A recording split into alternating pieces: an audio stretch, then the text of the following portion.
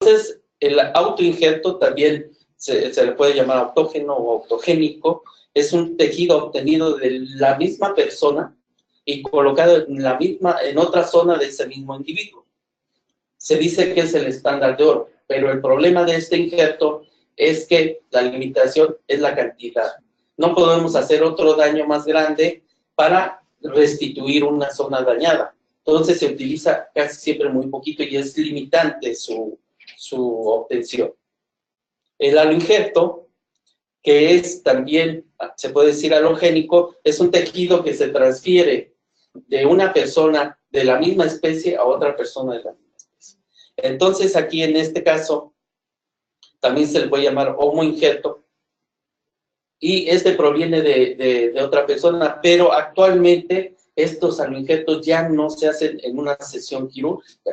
O sea, ya no está el donador y está el hospedero aquí y yo le saco un pedazo y lo meto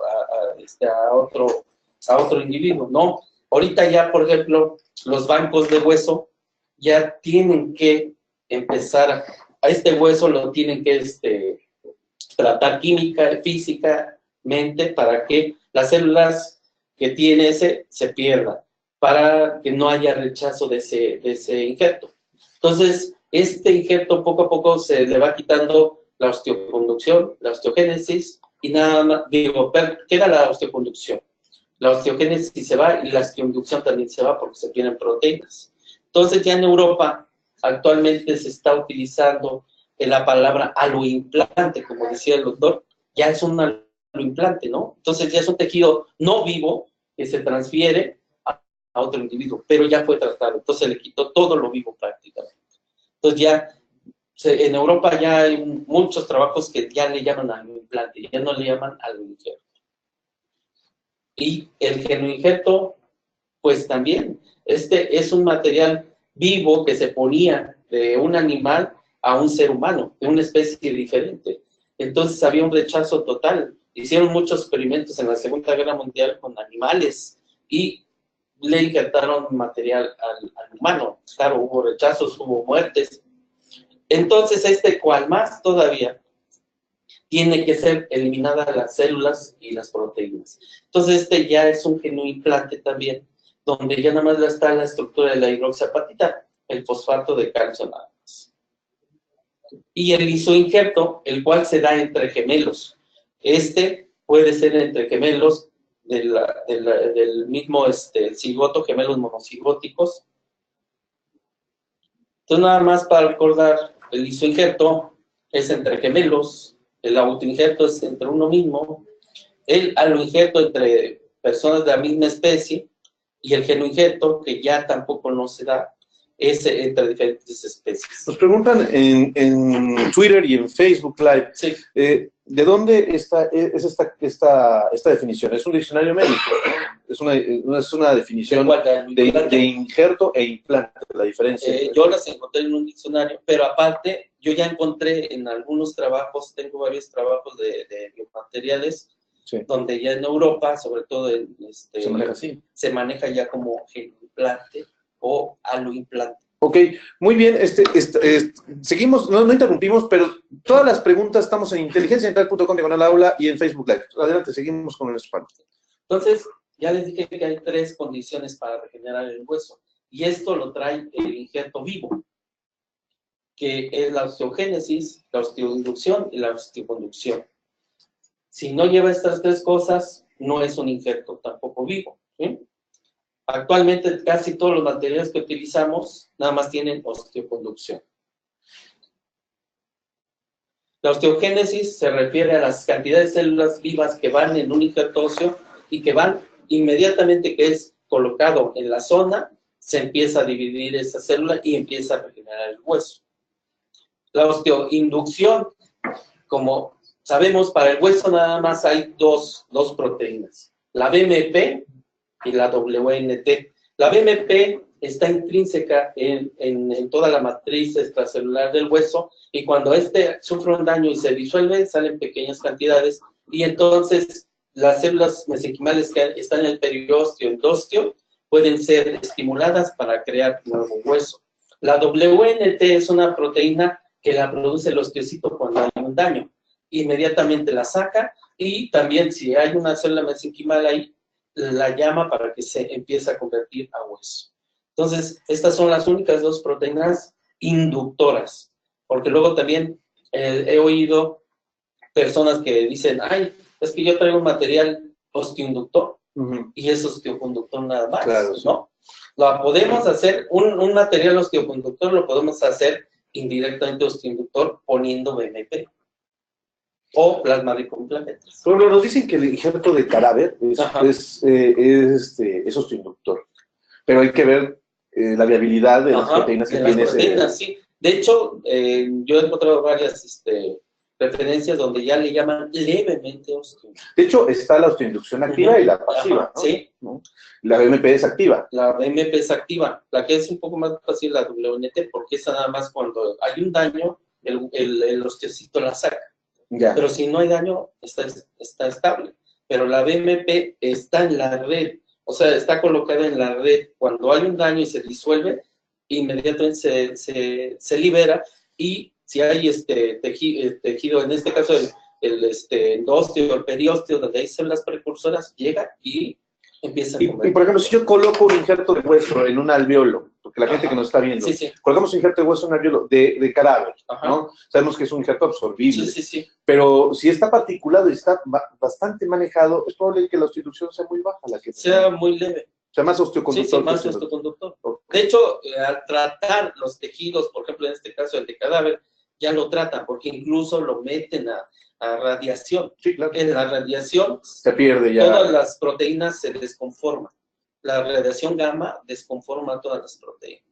Todo lo que son polímeros los desconforma. Y aparte, lo someten también a ciertas cantidades de calor, donde las células también mueren con la radiación. Y estamos hablando de los injertos estandarizados que normalmente conseguimos en México, porque hay injertos que ya son libres de radiación, que ya lo platicaremos después. Pero muy bien, seguimos aquí. Sí. Y la osteoconducción, que tiene que ver con los andamios, con la matriz tridimensional que le vamos a dar a las células para establecerse. Entonces, este entramado, actualmente, de hecho, la osteoconducción está siendo bien estudiada incluso en los aloplásticos, en los sintéticos, porque si no tenemos una osteoconducción, una superficie de los materiales parecida al hueso, simplemente va a fracasar, así sea una hidroxiapatita. Si no tiene esa superficie, los osteoblastos son como dedos, tienen como extensiones que van tocando, y cuando sienten que la superficie es parecida al hueso, se establecen, empiezan a generar proteínas que anclan, y se anclan y empiezan a dividirse, empiezan a poblar. De hecho, actualmente ya en Europa, todos los sintéticos tienen que tener una superficie y entramado muy parecido al hueso. Igual los implantes. Los implantes, toda su superficie tiene que tener valles y algo parecido a la nanoestructura del hueso.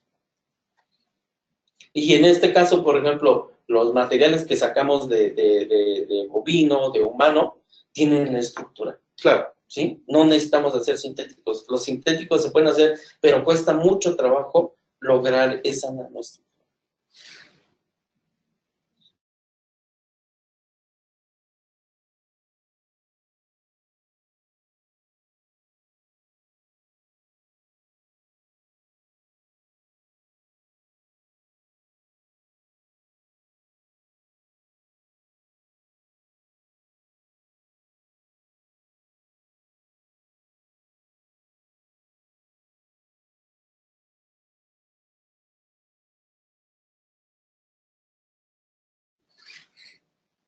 Entonces, el entramado tridimensional es algo básico. ¿De dónde podemos sacar los injertos? En este caso, ya nada más el autoinjerto, porque los demás no se dan. Ya vimos que no se dan los demás, solamente en casos yo creo que muy, muy específicos se puede darle el injerto de un donador vivo de su material en vivo, pero ya no existe. Sí, claro. Eso ya no existe. Entonces, ¿de dónde se puede sacar el material? De mandíbula, maxilar, cresta ilíaca, del hueso de la calota, costilla, tibia, metatarso, peroné. Pero algo muy importante de esta tablita es toman en cuenta el origen embrionario. Que ese es algo importantísimo. Algo importantísimo, ¿por qué? Porque el origen embrionario intramembranoso tiene otra dinámica diferente al endocondrial. Sí, 1000 veces. Entonces, hay veces también se dan ciertos fracasos porque meten endocondrial en intramembranoso, o al revés, intramembranoso en endocondrial. El endocondrial primero pasa por una etapa de un scaffold de cartílago, y después ese cartílago se va degenerando y se va osificando, van entrando osteoblastos y van empezando a mineralizar la zona. Y en el intermembranoso no. El intermembranoso es como un sándwich donde tiene cortical y muy poco esponjoso. Sí, claro. Pero aquí el intramembranoso es más lábil para la BMP.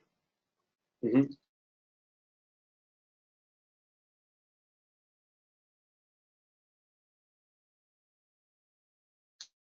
En el endocondrial tenemos éxito con el factor fibroblástico, porque es el primero diferencia cartílago y después se crea hueso. Y aparte, bueno, el endocondrial, por ejemplo, cuando lo colocamos en defectos maxilares, pero defectos periodontales, o sea, alrededor de dientes, es tan poderoso de la caja ilíaca que incluso hasta los dientes se pueden absorber, sí, o sea, porque es un crecimiento muy potente, muy diferente al intramembranoso, a diferencia que cuando se hace una reconstrucción maxilofacial donde sí se toma hueso de caja ilíaca, ¿no? Y otra de las cosas es que, por ejemplo, el cortical que trae los huesos largos o de cresta ilíaca es más compacto. Entonces, si no hay porosidad, como estamos hablando, si hay porosidad, las células se invaden. Uh-huh. Si no hay porosidad, las células chocan y se pueden retachar. Entonces, aquí tenemos que tomar en cuenta también que sea poroso. Sí. Por eso, por ejemplo, utilizamos endocondrial de bovino, por ejemplo, en el genoimplante, uh-huh, sacamos pero todo el hueso poroso de los cóndilos. Ya. No dejamos nada de cortical, porque el cortical tarda hasta más de un año en reabsorberse. Sí, además de que su estructura no permite que haya una población celular. Y que invadan nuevos vasos, o sea, toda la dinámica de regeneración no se da, porque es como una barrera. Ya. ¿Sí? Uh-huh. Entonces, esta tablita a mí me enseñó mucho, porque con esta tablita yo les he enseñado a varios, y saben que escojan si van a hacer un injerto del mismo origen embrionario. Claro, o sea, si vas a hacer un injerto a nivel bucal, pues por eso mismo tomamos de rama, de mentón, ¿no? Y es más fácil hacer reconstrucciones a veces de otra índole. Por ejemplo, también se toma mucho de rótula ahora. Sí, de rótula también. Y es diferencia, o sea, hay diferencias, ¿no? Uh-huh. Entonces, como ya vimos, nuestro hueso tiene varios componentes. Y gracias a esos componentes, pues, tenemos la oportunidad de tener injertos. En este caso, el hueso tiene una fase inorgánica que más o menos tiene una proporción del 70%. Y una fase orgánica del 22%. Y el resto es agua. Entonces, nuestro hueso, la fase inorgánica, que representa el 70%, está compuesta de hidroxiapatita. Como ustedes ven ahí la fórmula de la hidroxiapatita.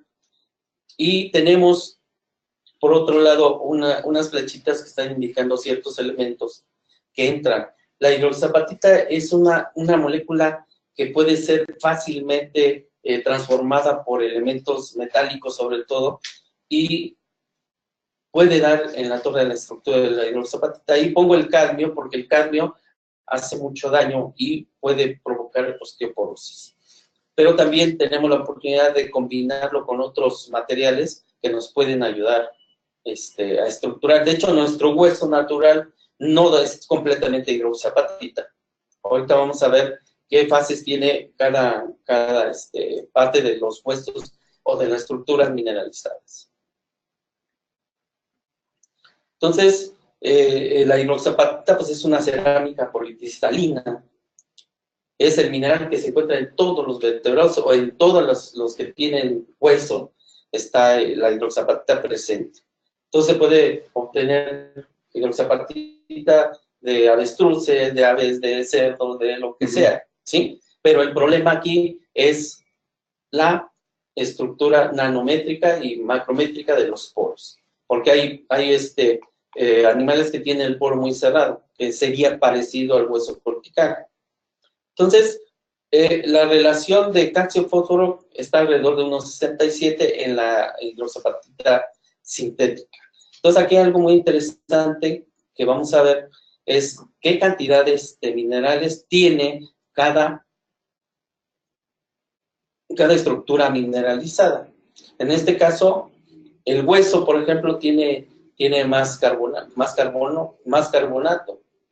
y la dentina, por ejemplo, tiene más magnesio, y eso le da cierta estructura, ¿sí? Entonces, la hidroxapatita no está sola en las estructuras mineralizadas que tenemos, a comparación de la sintética, que nada más tiene calcio y fósforo, ¿sí?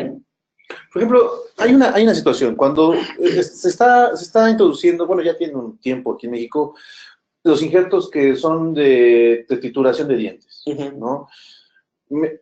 Hay hidroxiapatitas, hasta cierto modo, en ese diente triturado, o sea, pero realmente no hay un control proteínico. Es un material de relleno. Es que ahí las proteínas no lo están tomando en cuenta. Solo estamos rellenando. Nada más están triturándolo, pero ahí no se eliminan las proteínas que trae el diente, porque lo sacan inmediatamente y lo trituran. Molinos, ¿sí? Y la otra, ahí no sé cómo lo esterilizan. O sea, hay muchos tópicos, ¿no? Sí. O sea, pero también ahí dependemos del sitio donde estamos injertando, ¿no? O sea, sí. Porque definitivamente dependemos del defecto que queramos regenerar. Pero aquí, por ejemplo, esto que les estoy mostrando de las cantidades minerales, por ejemplo, la dentina, que tiene 1.23 de magnesio, la dentina, cuando el magnesio se mete a la hidroxapatita, se convierte en huitloquita. Sí. Y esa huitloquita es un poquito más lenta en su reabsorción que, por ejemplo, el hueso o el esmalte, porque no tienen la cantidad grande de magnesio. A nivel natural, entonces, cuando ustedes trituran, una parte de la dentina es la que se va a permanecer más tiempo, a diferencia del esmalte que se va a ir rápido. Hay muchas preguntas. Si alguien nos está viendo de qué hace el protocolo de trituración, entonces póngase en contacto con nosotros, Inteligencia TPMX, porque estaría bueno que nos vinieran a explicar algunas ideas que tenemos. Pero bueno, seguimos. Sí. Entonces, estas son las características físicas de la hidroxapatita que tienen todos los mamíferos, todos los vertebrados. Tiene un peso molecular de 1004 gramos, densidad de 316 gramos. Su estructura es cristalina hexagonal. Eso le da estabilidad, porque cuando nosotros sintetizamos, esos hexágonos se hacen más grandes y su disolución es más lenta. De hecho, hasta un hueso, si yo lo someto a más de un hueso de bovino, lo someto a más de 800 grados, su reabsorción va a ser más lenta. Y otra cosa que tiene la hidroxapatita es que es muy estable a temperatura ambiente. Su descomposición es por arriba de los 1200 grados. O sea que nunca llegamos a esa descomposición, ¿no? Las características de la hidroxapatita, pues es biocompatible, bioactiva, porque se une a la colágena y a las células. Es bioconductor, favorece el crecimiento de las células. Nos preguntan aquí eso mismo, ¿no? Que ¿por qué se eligió la hidroxiapatita como la proteína que estructural de un implante o un injerto? Y eso es exactamente por lo mismo, ¿no? Por la permeabilidad. Y aparte por la conducción. El bioconductor quiere decir que se une. Cualquier material que se una a células y a proteínas de un organismo vivo es un bioconductor. Y la hidroxapatita tiene esa capacidad. La hidroxapatita tiene esa capacidad de reaccionar. Y aparte sus elementos de descomposición cuando se está disolviendo dentro del cuerpo es calcio y fósforo. Claro. Y ese calcio y fósforo se vuelve a retroalimentar, lo vuelven a tomar las células para volver a estructurar. Yo lo pongo como una maquinita que va quitando pavimento, por ejemplo, el osteoclasto va quitando pavimento, va saliendo calcio y fósforo, y atrás viene el osteoblasto, y lo vuelve a precipitar en hidroxapatita. Y eso es el ciclo de la cascada de Frost. Algo muy sencillo. Que mencionaba algo muy sencillo, es un ejemplo muy sencillo, pero yo así lo veo. Pasa el que quita el pavimento y atrás viene el que viene a rellenar, pero utiliza lo mismo que va saliendo. Sí, claro, sí, sí.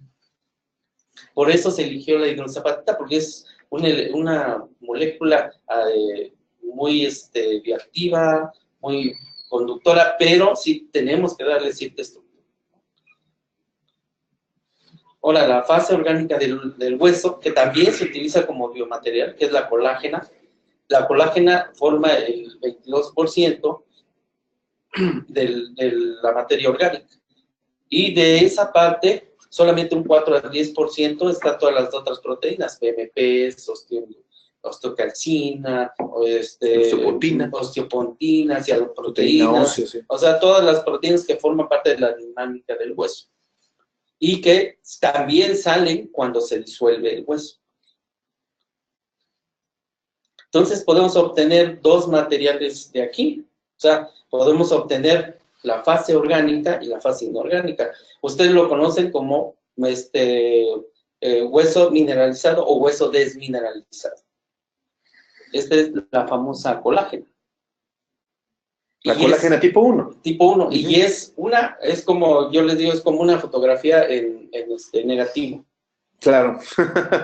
Y se obtienen sencillamente utilizando, obteniendo básico, se elimina la cuestión orgánica, y con ácido yo obtengo lo contrario. Y aparte el color, ¿no? Maestro, porque hay gente que produce injertos que hasta le pone colorante para que sea blanco. No, aquí prácticamente lo que se hace es quitar, porque si yo dejo colágena en la estructura, se vuelve amarillo. Claro. Entonces aquí, la colágena de hecho es amarilla, ustedes siempre las tienen, aunque las membranas que ustedes utilizan las blanquean con un peróxido, por ejemplo. Entonces, el hueso, podemos obtener dos materiales prácticamente. Pero actualmente nada más del hueso humano se utiliza la colágena, no de hueso bovino. Si se fijan, no hay de bovino.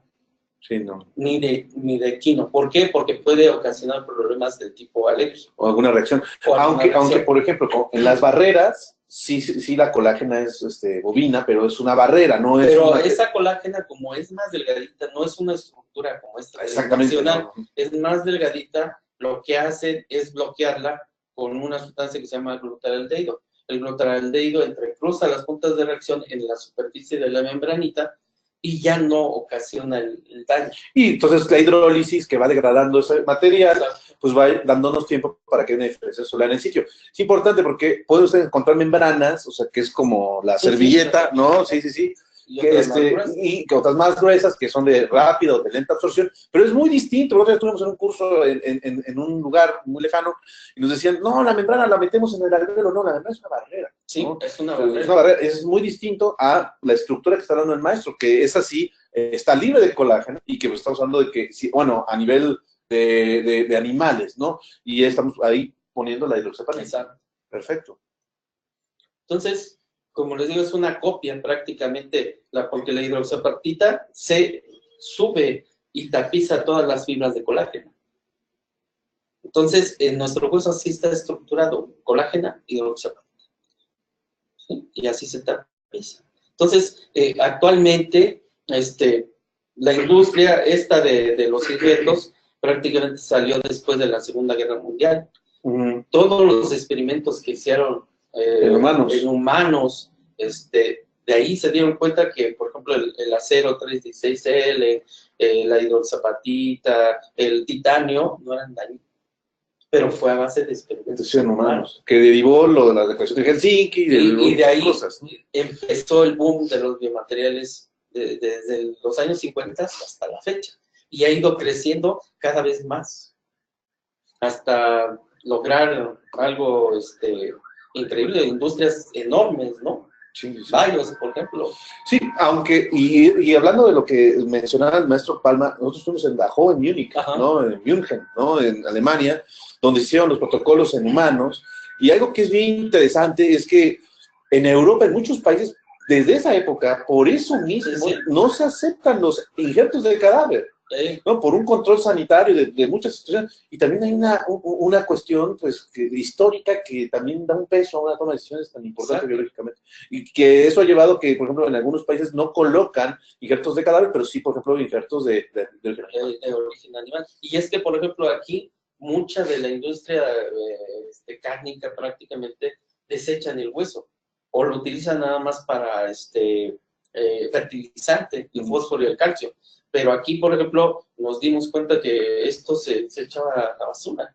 Claro. Pero hay otra cosa, también tenemos que ver de dónde lo podemos conseguir, porque no se puede conseguir nada más así. Sí, no, no es comprar la vaca ya. Aparte, en México, por ejemplo, nos dimos cuenta que la mitad de México, del Bajío hacia arriba, el ganado que está remoneando en el pasto, todo ese pasto tiene metales pesados, porque naturalmente están los metales pesados en el suelo. Y, sin embargo, para el sureste está libre de carne.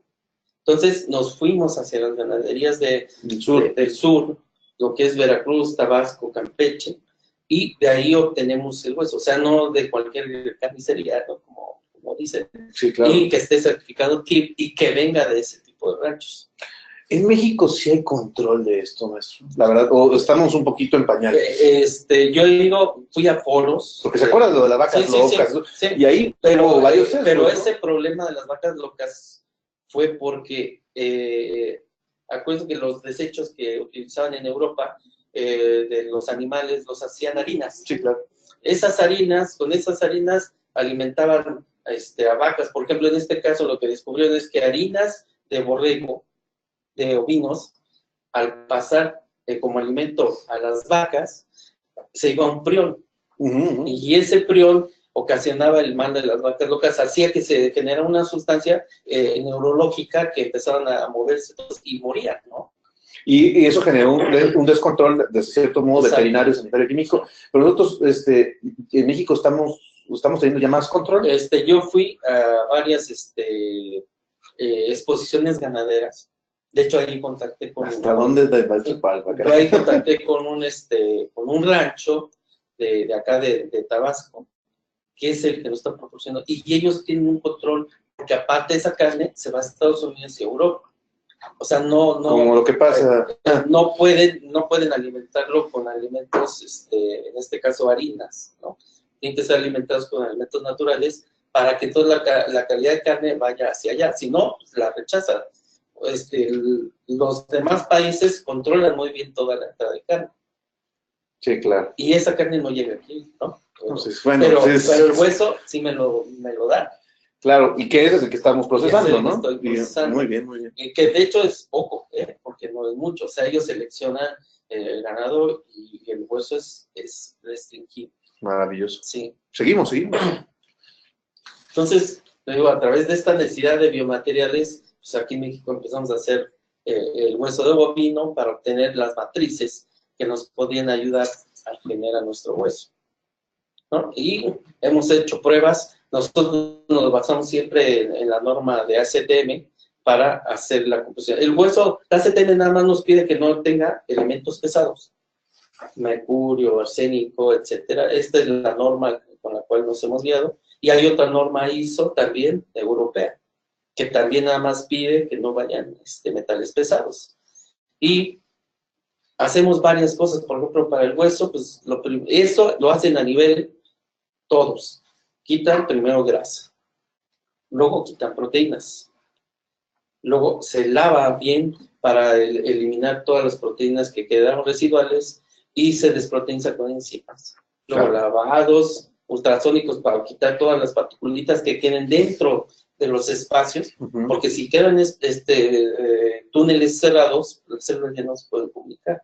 Entonces aquí tenemos que lavar ultrasónicamente, secado a 200 grados, envasado en flujo laminar y esterilización raíz gamma. Esta última de esterilización raíz gamma se hace en la UNAM, en el Instituto de Investigaciones Nucleares. Entonces, de los primeros trabajos que hicimos varios trabajos en humanos y en animales para ver qué tamaño era el poro. Y si ven en esta tablita, no todos los animales tienen el poro parecido al humano. El más cercano es el de bovino, porque tiene un rango grandote y entra el humano perfectamente. Que en este caso, por ejemplo, haciendo cita de la marca Bios, que es la más estudiada, ellos ya tienen un protocolo para hacer exactamente la perforación, ¿no? Que eso estamos, en México necesitamos trabajar en eso, sí, ¿no? sí. Sí, bueno, de hecho se está trabajando en eso. Sí, de hecho, esta tablita, este trabajo lo hicimos en el 99 y encontramos este tamaño de poros. Wow. Entonces, el poro tiene que ser cercano al humano. Entonces, por eso mismo, cuando de pronto llegan y tenemos un hueso que es de gato o de equino, ¿no? Bueno, a ver, momento, ¿no? Sí. Vamos a ver de dónde viene, cómo es la partícula, cómo es la micra, sí. Que nos den literatura, que nos muestren, o sea, porque a veces, ahorita ya con todo esto y el boom, pues todo el mundo vende injertos, no es que todo el mundo, pero bueno, vas a exposiciones dentales, y lo venden. Y el problema es que también a nivel mundial, pues hay mucho tráfico de materiales por abajo del agua. Sí, pensando en esto, maestro, el tiempo ya nos apremia y esto da para una siguiente visita, lo cual lo vamos a volver a invitar para que nos muestre el injerto, el biocerámico. Sí, claro. El maestro Palma, él es el precursor de muchas marcas de injertos que se venden en el país, pero también un injerto que él produce que es el biocerámico, maestro. Sí. Ahorita vamos a dejar los datos respecto de esto para que en la siguiente visita hablemos solo del biocerámico. Sí. ¿No? Y de cómo se produce todo, incluso se me antoja hacer un videíto para que la gente vea, ¿no? Sí, todo lo que es, porque la gente compra el frasco y a veces hasta lo guarda y lo que sobra lo vuelve a utilizar, tenemos un problema en México bien fuerte porque mis alumnos me han reportado cosas, así, todo tengo injerto y todo, no estoy diciendo que ellos lo hagan, sino que reportan cosas, o incluso colegas que compran injertos en escala, lo guardan, lo vuelven a abrir, o sea, cosas bien difíciles, ¿no? De hecho, por eso, por ejemplo, en coordinación ahora sí con todos los maestros de Perio, yo hice presentaciones más chiquitas. Ajá, claro. Para que no gastaran, porque una vez abierto, ya se contamina, ¿no? La hidroxapatita, si algo que tiene es que absorbe humedad del medio ambiente, es muy higroscópica. Entonces absorbe humedad y acuérdense, con humedad se pueden hacer bacterias, se pueden hacer todo, ¿no? Entonces, una vez usado, ya lo demás una vez abierto se desecha lo que sobra. Sí, y esto es importante. Entonces, maestro, pues la verdad es que no quisiera despedirnos de esta manera porque está muy interesante el tema, la gente está en las redes con todo, tenemos ya casi más de 100 conexiones, etcétera, y en Facebook tenemos más de 200 conexiones, tanto en Inteligencia como en Facebook, pero, maestro, pues usted sabe que esta es su casa, sí, gracias, lo vamos a estar invitando, vamos a estar, a lo mejor también trasladando acá, yo sé la ocupación que tiene usted, pero vamos a estar al pendiente porque vale la pena este tipo de cápsulas para que la gente sepa de qué se está hablando, cómo se maneja todo esto, y bueno, pues agradeciéndole y deseándole lo mejor para este año. No, gracias, igualmente, le digo, cualquier duda, pues ahí estamos.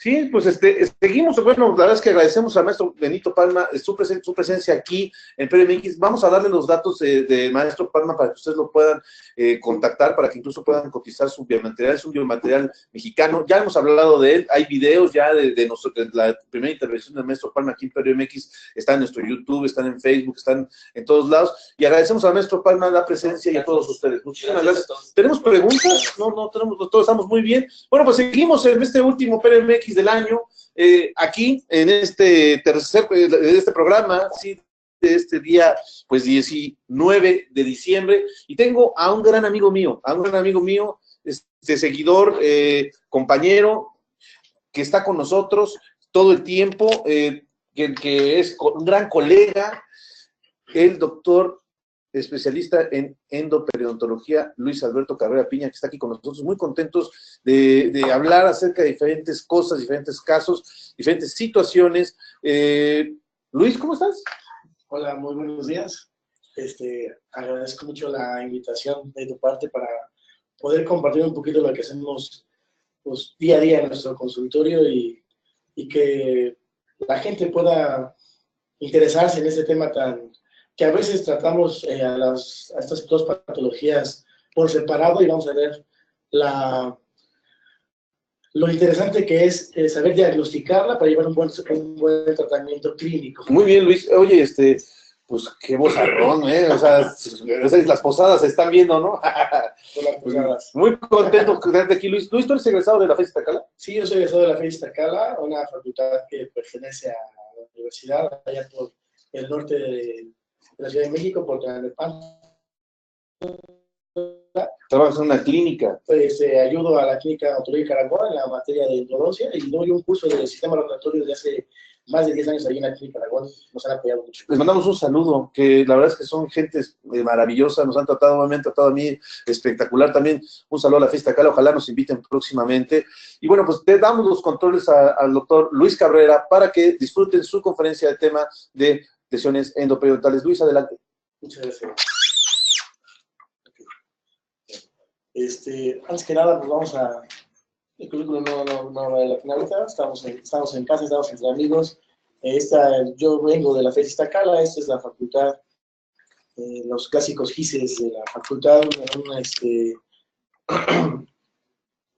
un ícono ahí con nosotros.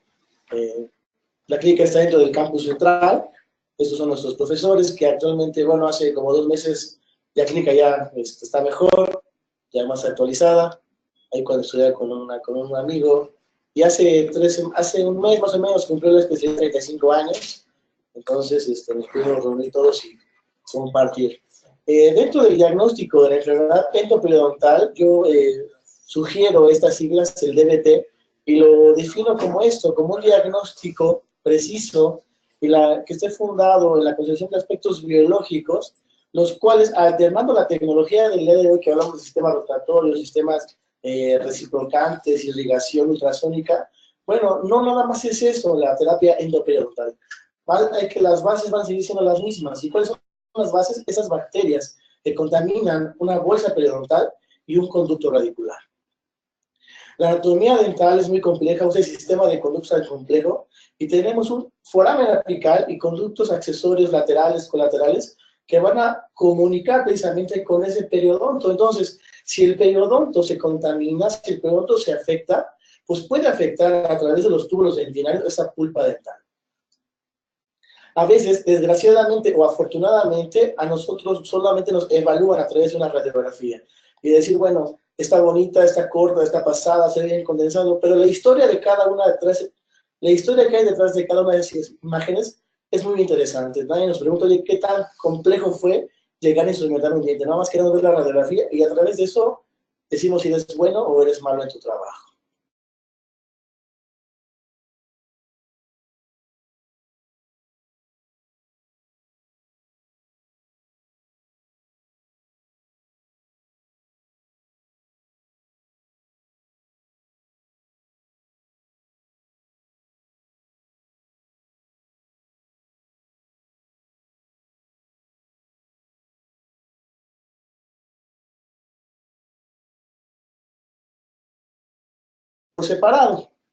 Por separado en algunas ocasiones, y dan sintomatología muy, muy parecida. Entonces, cuando tenemos este tipo de casos, lo más fácil sería hacer la extracción del diente, pero no, nosotros tratamos, más bien diagnosticamos primero, decimos cuál es el estado de vitalidad de esa pulpa, hacemos el sondeo y a partir de eso hacemos un diagnóstico y veremos qué haremos primero, el tratamiento de conductos o la terapia periodontal.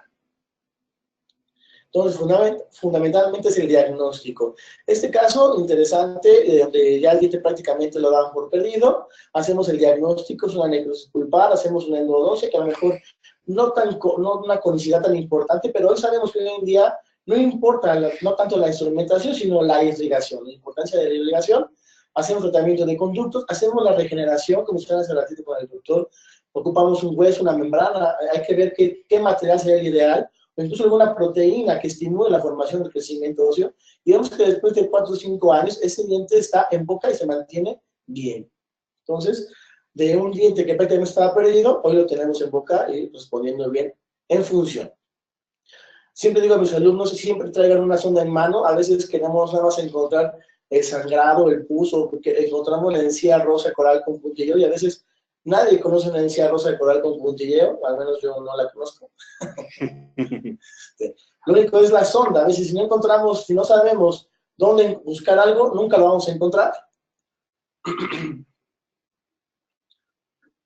Entonces, de repente, con un ojito un poquito más clínico o queriendo buscar cosas, encontramos un defecto por la cara lingual de más de 10 milímetros, pero que si no hubiéramos como no veíamos pus, no veíamos sangrado, no veíamos dolor incluso del paciente, pues puede pasar desapercibido y al cabo de unos años a lo mejor el paciente pierde ese diente y nos va a preguntar, oye, pero ¿por qué nadie se dio cuenta si ya fui con una prótesis, me pusieron resinas, por qué nadie se dio cuenta que tenía una lesión tan grande y hoy voy a perder el diente?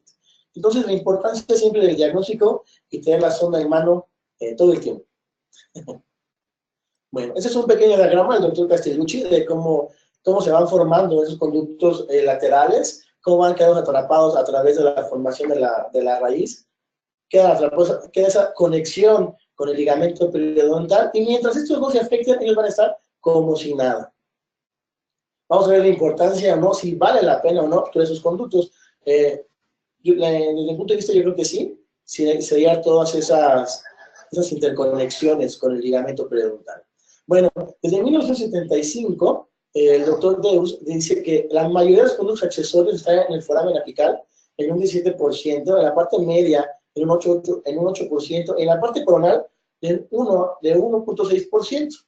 Después el doctor Castellucci, en un artículo, lo menciona en 1990, bueno, la importancia de ellos, y él también dice que, bueno, no vale tanto la pena instrumentarlos, porque siguen teniendo una desligación, una inervación.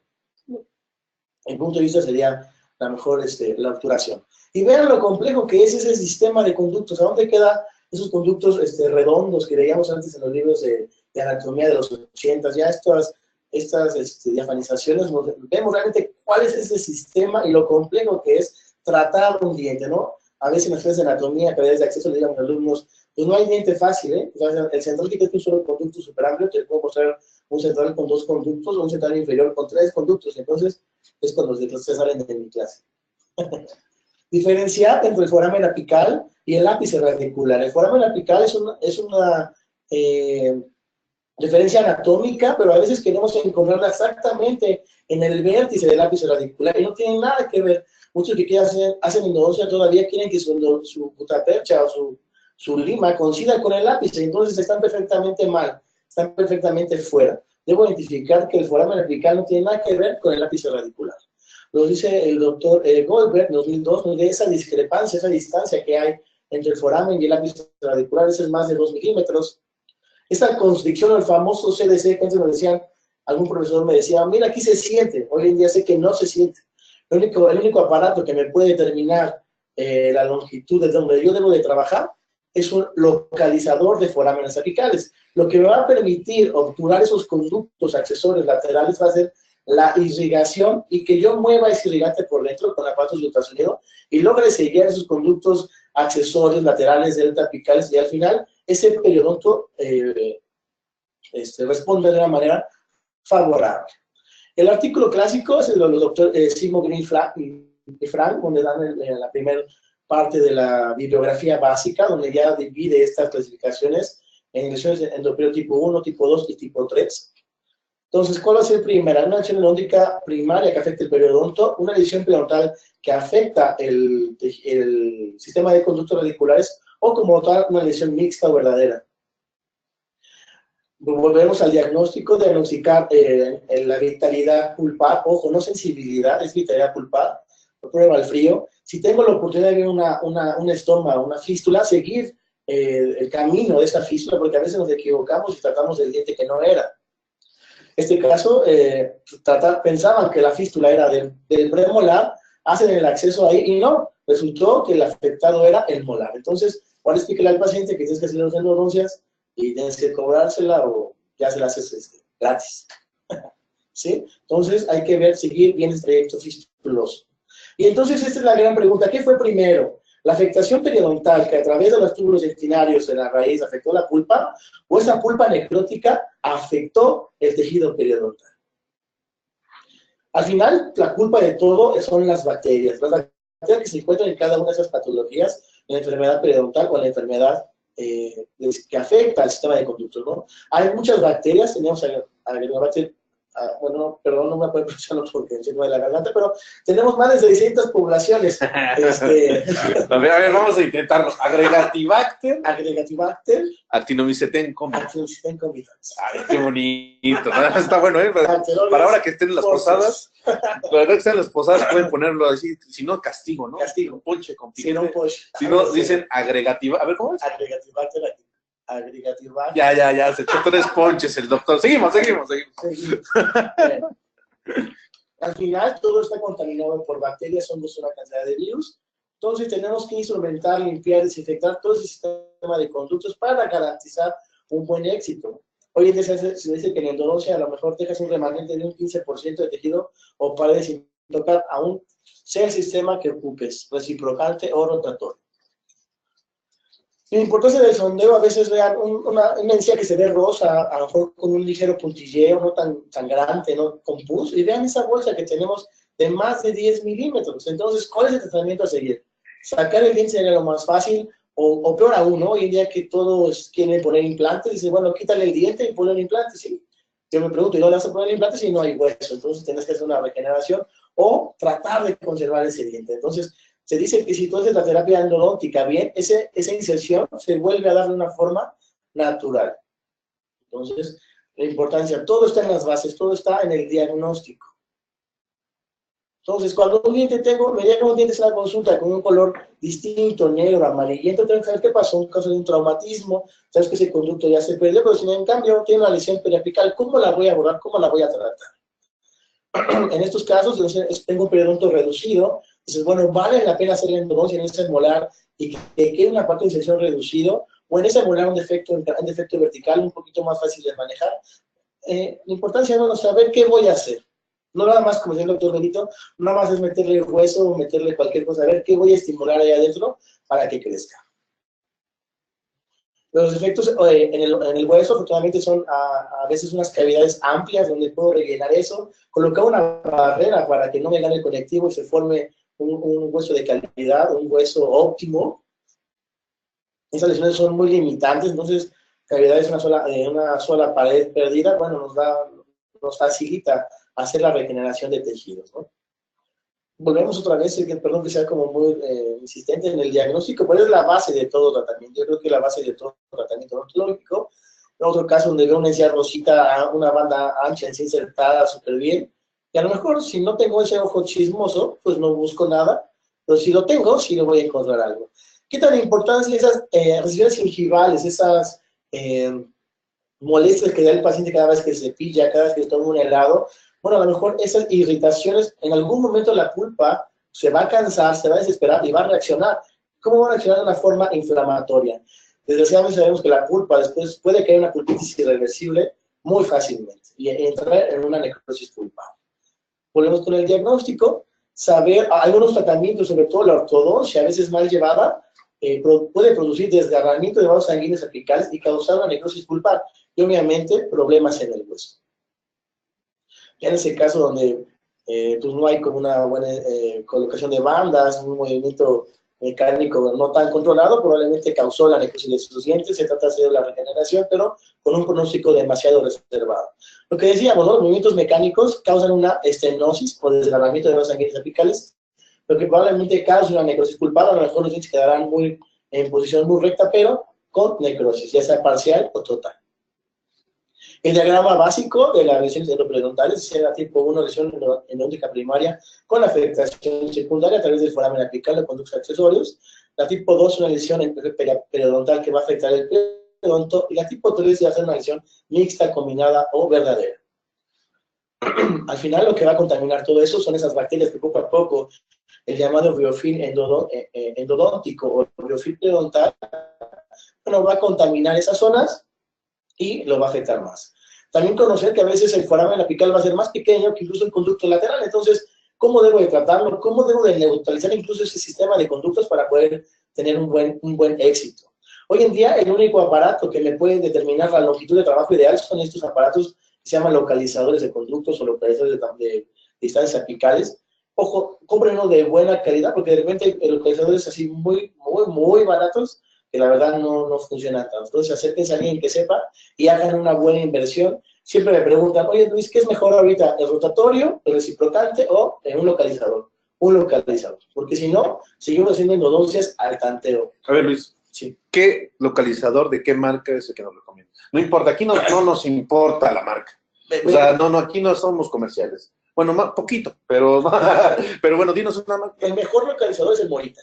Ese que está ya, que tiene mayor evidencia. Claro, sí, siempre es el mejor. Y de ahí, el BW, el Raypex 6, es el mejor. Y por ejemplo, ¿en rangos de costos? Un localizador más o menos del Morita sale como unos 25. Okay. Pesos mexicanos, de 5,000 pesos. Un BW como unos 16,000 pesos. Para la gente que nos ve, pues en Sudamérica, en Latinoamérica, pues estamos hablando de un poco más de $1,200, ¿no? Más o menos. Okay. Pero un aparato que realmente valga la pena, porque de repente hay localizadores chinos que realmente no, que pueden costar en México, hablando de pesos mexicanos, unos 3,000 pesos, pero no son tan exactos. Entonces, eso y nada, pues vendría siendo lo mismo, ¿no? Súper, perfecto, gracias. Seguimos. Ok, entonces, esos aparatos nos van a determinar la longitud ideal de trabajo, y cuando yo instrumente puedo tener la oportunidad de instrumentar esos conductitos que se ven por aquí, que como uno como endodoncista o como endopedoncista dices, oye, valió la pena ese trabajo que hice porque mira, obtuve ese conducto, y más aún, saber con qué voy a obturar, con qué material biocerámico, no nada más con SOE, no con hidróxido de calcio, un material que realmente estimule la formación de nuevos tejidos ahí a nivel apical y hay una buena cicatrización. Casos donde a lo mejor la falta de instrumentación hace que esa lesión no repare al 100%, bueno, ¿qué hacemos? Retomamos el caso, tenemos una fístula, ponemos la gutapercha que sigue ese trayecto fistuloso y hacemos el retratamiento. Este caso me gustó mucho porque mi amigo me decía, ¿sabes qué? Ya haz de la cirugía, ponle hueso, ponle membrana, como le dice Carlos, ¿no? Como decía el doctor Teixeira, métele de todo, ¿no? Hueso, membrana. Hueso, membrana y endogen. Pero al final no, si ese es el diagnóstico bien, lo que faltaba era instrumentar más el conducto, y sorpresa, lo que tenías ahí eran conductos deltapicales, ¿no? Conductos accesorios ahí que una vez sellados, la lesión a nivel periodontal resultó bien. La anatomía cada vez es más compleja, no es que estemos mutando, cada vez tenemos más oportunidad de ver cosas con el microscopio, con el radiovisiógrafo, con la tomografía. Entonces, ves cosas que a lo mejor cuando yo estudié el posgrado, pues no las teníamos, pero hoy en día lo podemos obtener y podemos tener casos importantes, ¿no? Casos que hoy en día, la verdad, estoy muy emocionado porque lo puedo compartir con todos ustedes. Claro, sí, sí. La medicación entre el conducto obviamente es importante porque hay una comunicación con el periodonto, o sea, no nada más es rebanarle la encía ahí, que salga la pus y a ver qué pasa, ¿no? Es medicar el diente, no nada más mandarle pastillas al paciente, saber cómo va a reaccionar ese tejido una vez que quite los irritantes. ¿Y qué irritantes son? Las bacterias. Bueno, ya nada más como para ir acabando, ya todo lo mencionamos, esto es lo que comunica el periodonto con el tejido pulpar, foramen apical, conductos accesorios laterales o deltapicales. Sabemos que a nivel apical hay muchos vasos sanguíneos, entonces hay un desgarramiento, o cuando hay una afección periodontal va a haber un problema ahí. El mismo ejemplo, ¿no? Vemos una encía rosa, coral con cutillo. Mucho me acuerdo de aquí de mi amigo Jorge Montesión, que se me decía, bueno, ¿y cuándo has visto tú una rosa, un coral rosa? Le digo, no, pues nunca. Entonces, ¿por qué lo dices? Ah, tienes razón, es verdad. Entonces, a veces no encontramos. Pero cuando abrimos eso, vean, tenemos un defecto en el hueso de 6 milímetros, hago mi tratamiento de conductos, lo tengo que hacer si estuviera necrótico, y hago mi regeneración ósea. Ya sabemos que tengo que colocar, como si el doctor Benito, un injerto óseo que sea inductivo, que nos ayude a estimular al hueso propio del paciente. Colocar una barrera siempre importante, una barrera que detenga el conectivo para que pueda haber una regeneración, porque muchas veces, oye, dices que compro, ¿no? ¿El hueso o la membrana? Pues la membrana, ¿no? En lugar del hueso, no es tan importante. Pues hay que separar el conectivo. Si no, pues no va a servir de nada.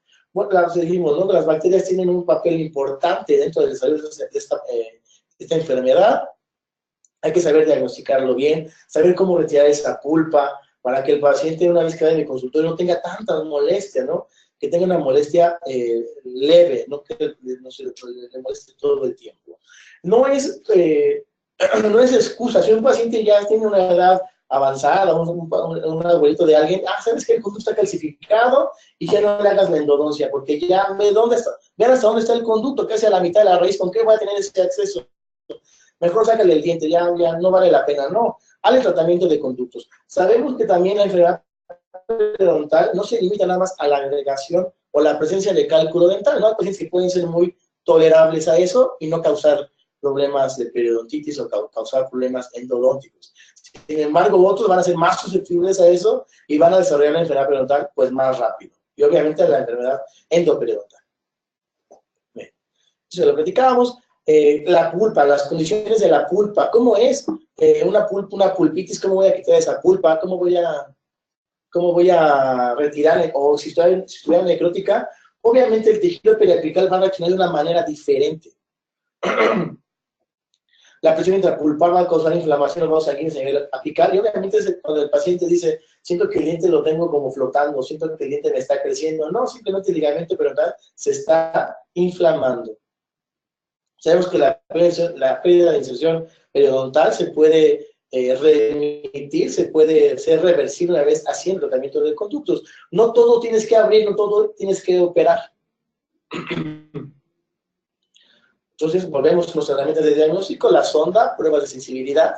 Otro término que dice el doctor, que se acuñó en 1974 el doctor Goldberg, es la periodontitis retrógrada, que se refiere al proceso de destrucción tisular que ocurre desde la región apical hacia el margen gingival y que el resultado de esto va a ser la enfermedad pulpar. Este caso, de este canino que para también muchos estaban perdidos, de repente me dicen a mí, ay, ¿quieres salvar todo? Bueno, no es que quiero salvar todo, simplemente pues me interesa, le echo ganas, me apasiona y digo, bueno, si puedo conservar ese diente, y hoy en día ese diente está en boca y el diente está bien, ¿no? Entonces, siempre digo, si sigo haciendo lo mismo que hacían 20 años, pues nunca voy a poder trascender. Yo creo que eso es importante, ¿no? El caso de la señora de 85 años que le querían quitar el diente, le hice tratamiento de endodoncia y vean, después de un seguimiento a 2 años, hace la endo y ahí tiene el hueso, podríamos creer que hay una formación de nuevo tejido. ¿Sí? ¿Vamos bien con el tiempo? Estamos ya por terminar. Okay. Bueno, otra cosa sobre ortodoncia, ¿no? Mal movimientos mecánicos causan necrosis pulpar, causan pérdida de tejido periodontal y a veces, ¿qué le vamos a hacer al paciente? Ya prácticamente esos dientes van a estar pues muy vulnerables, se van a perder, ¿no? Las condiciones anatómicas importantes o aberraciones anatómicas, en este caso tenemos como una prolongación del esmalte en este molar, pues a lo mejor fue el causante de ese defecto periodontal, tenemos que analizarlo, tenemos que repreparar esa zona, ver qué grado es, también pueden encontrar como perlitas en la raíz que van a causar una pérdida de inserción y entonces pueden causar el causante de una bolsa, ¿no? Surcos de desarrollo también pueden causar una pérdida de inserción y pueden causar una necrosis pulpar. Muy pocos dientes me han llegado así, afortunadamente, pero si llegaran, no tengo que hacer extracción, tengo que hacer tratamientos de conductos. Desde 1997 ya se da el término de density indenti y density marginatus.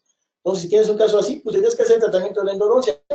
No va a ser lo más común, pero sí podrías hacerlo. El doctor Smith lo divide en 1982 en 3 grupos. Este es un caso, vean. Obviamente el acceso va a ser diferente porque el diente es diferente, pero una vez si logras hacer esa obturación, logras llegar a esos conductos, el protocolo va a ser el mismo, la instrumentación, la irrigación va a ser el mismo, va a tener buenos resultados. ¿Sí? Ya vamos acabando. Siempre que tengan esas fístulas, síganlas, diagnostiquen qué diente es y hagan el tratamiento. Así que mediquen, en este caso medicamos con hidróxido de calcio, 7 a 14 días, máximo 21 días y obturas, y bueno, tendrás un buen resultado. En este caso ya estamos terminando, hacemos un retratamiento, todavía tiene una lesión radiolúcida importante, vemos la falta de compactación, la falta de instrumentación, hacemos el retratamiento y vean qué bonito, ¿no? Bueno, a mí me agrada. Vean todos los conductos laterales que encontramos para estos dientes, ¿no? Entonces, a lo mejor ellos fueron el causante de esa lesión a nivel del hueso. Vemos lesiones tan grandes que el paciente anda por ahí echándose unas papitas sin problema y no sabe el hueco que trae en el maxilar. Entonces, el gran compromiso que implica, pues, tratar esas lesiones, una vez que hacemos la inoculación de ese granuloma, que al final fue un granuloma, tengo la oportunidad de trabajar ahí, bueno, tengo un amigo ahí en patología bucal, y es el que me hace los estudios, o cualquier residente me ayuda a hacer todo eso, y pues ya tenemos, vamos documentando más nuestros casos clínicos, que eso es lo importante, ¿no? También no podemos salvar todos cuando digo, no, tampoco salvo todo. Una fractura no se puede tratar, desgraciadamente ya ese diente tendríamos que quitarlo, y entonces ya pensar en la colocación de algún implante, ¿no? Saber que la razón radicular es una teología que hoy no se desconoce mucho, aunque hagamos la endodoncia, aunque hagamos la terapia periodontal, el siguiente probablemente va a terminar perdiéndose. Y hay cosas medio raras de repente, ¿no? Que vemos en literatura de otros lados. Llega a nuestro consultorio, hablando de la reabsorción cervical invasiva clase 3, vean, ¿qué hacemos? ¿Se va el diente o no se va? Decidimos dejarlo, hacemos la cirugía, vean el defecto que tenemos en esta parte, quitamos el tejido granulomatoso, vemos que está imaginado ahí, parece hueso, decidimos limpiar esa zona, colocamos MDA por si habría bacterias, evitar el crecimiento de ellas, y hacemos la regeneración ósea.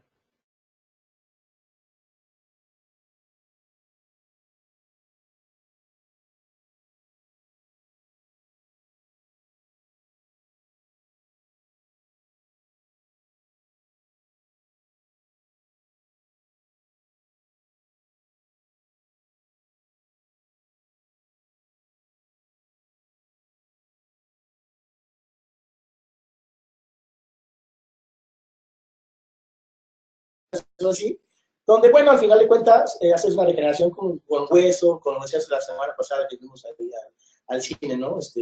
La mezcla de hueso con endocrino, bueno, también es una alternativa más, no pasa nada, ¿no?